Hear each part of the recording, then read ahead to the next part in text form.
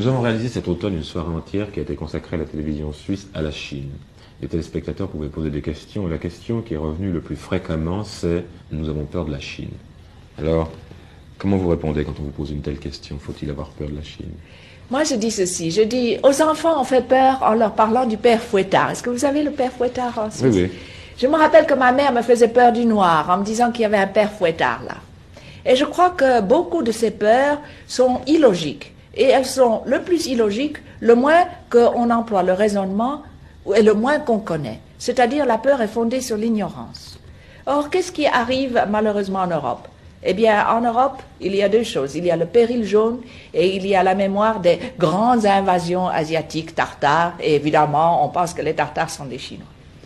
Tout le monde, et même des gens intelligents, et c'est vraiment désastreux de trouver des gens intelligents, vous dire « mais le péril jaune ».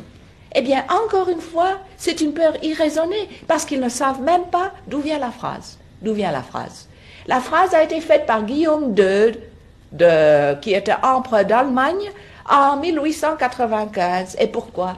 Parce qu'il était tout près, lui, à faire des colonies un peu partout, et il était arrivé le dernier, les autres avaient déjà tout pris, et il voulait, lui aussi, sa sphère d'influence en Chine.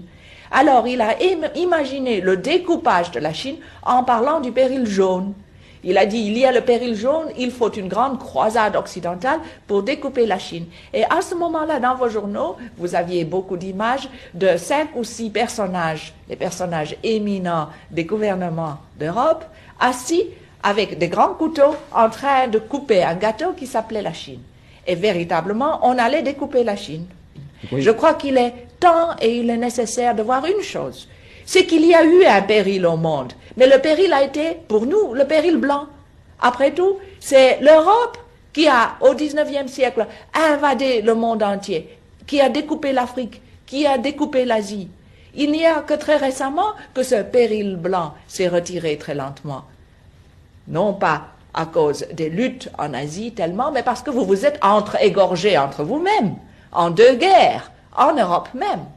Et alors, il me semble que vous devez vraiment essayer de voir les choses comme peut-être la Chine les voit. C'est-à-dire que depuis 1840, la première guerre d'opium qui a été faite à l'Angleterre pour la Chine, pour lui imposer l'opium, depuis ce temps-là et jusqu'à présent, on refuse encore à la Chine l'égalité parmi les nations, ce qu'elle appelle sa place au soleil.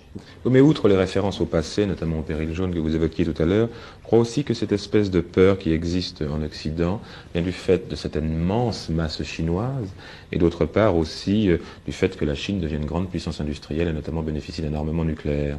Oui, je crois que tout cela a été monté en épingle comme si c'était un danger énorme pour le monde. Et je vous demande, pourquoi est-ce que c'est qu'on ne trouve pas que, par exemple, l'URSS ou les États-Unis sont un danger? Nous trouvons en Asie que les États-Unis sont un grand danger. Après tout, les 2 premières bombes nucléaires ont été jetées sur le Japon, qui est en Asie. Nous voyons encore en ce moment des guerres se prolonger en Asie qui n'ont rien à voir avec la Chine, qui ont été faites, qui sont faites par des puissances, par une puissance blanche, et non pas par des puissances asiatiques. Alors, tout cela, au contraire, donne un point de vue tout à fait différent. Quand on parle d'explosion démographique, il y a trop de Chinois, mais ce n'est pas vrai. Il y a moins de Chinois par hectare arable en Chine que d'Européens par hectare arable en Europe. Et ce ne sont pas mes chiffres à moi, ce sont les chiffres de Dick Wilson, qui est un expert économique et géologique d'Angleterre. Il y a seulement en Chine 7 personnes par hectare cultivé, alors qu'il y en a 22 en Grande-Bretagne. 13 en Grande-Bretagne, pardon, et 22 en Japon.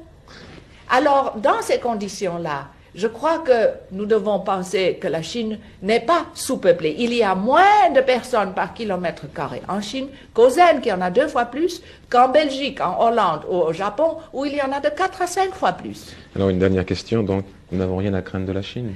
Je pense qu'il n'y a qu'une chose que vous devez craindre, et c'est votre propre ignorance, votre propre peur, qui fait que vous avez donc des réactions, si je peux être très impoli, des réactions basées sur l'ignorance. Je crois, et c'est pour cela que je parle de la Chine. Ce n'est pas pour vous convertir. Vous avez droit à votre propre système, il marche très bien pour vous, c'est très bien. Mais vous avez droit à savoir qu'on vous a farci la tête de peur et que cette peur va vous précipiter, comme des animaux décérébrés, dans des catastrophes.